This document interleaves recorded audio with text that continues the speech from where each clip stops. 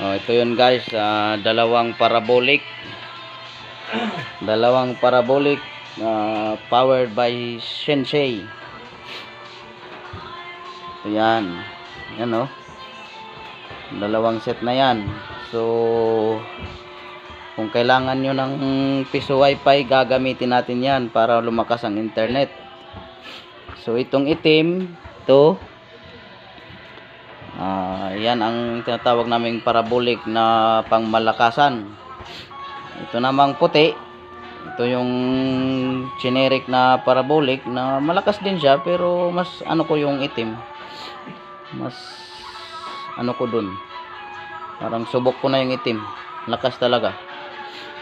So yung mga modem naman na ginagamit namin na ISP, ito yung ginagamit naming ISP dito guys, Globe ZLT 10SG. Tsaka ayan o, tingnan nyo yung lakas ng internet nya.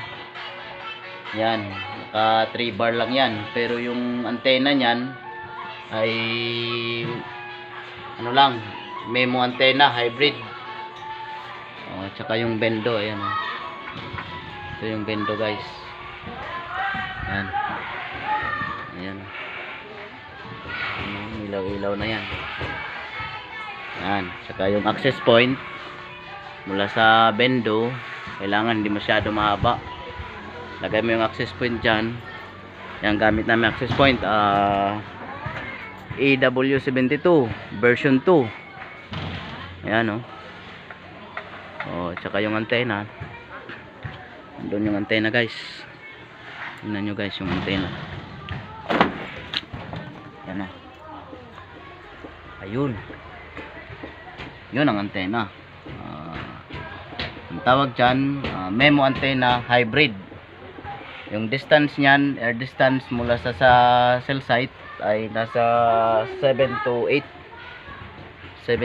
kilometers air distance yan kasi dito kami sa Barangay Sidmon yan guys.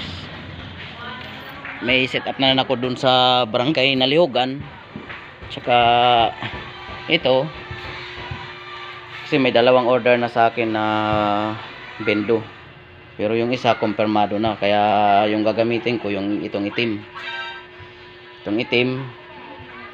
So subukan ko talaga dun.